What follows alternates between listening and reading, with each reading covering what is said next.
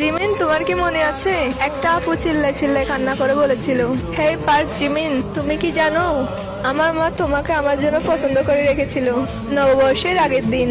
সত্যি আমি থাকতে চাই তোমার কাছে। আমি মনে হয় ভালো আছি এখানে তোমার সামনে। আমার মা যে একটুও বুঝতে পারছে না তোমাকে আমার করে পাওয়া অসম্ভব, তাই তো আমি তোমাকে বলতে চাইছি, কিন্তু তুমি বারবার ফিরে আসছো আমার মনে।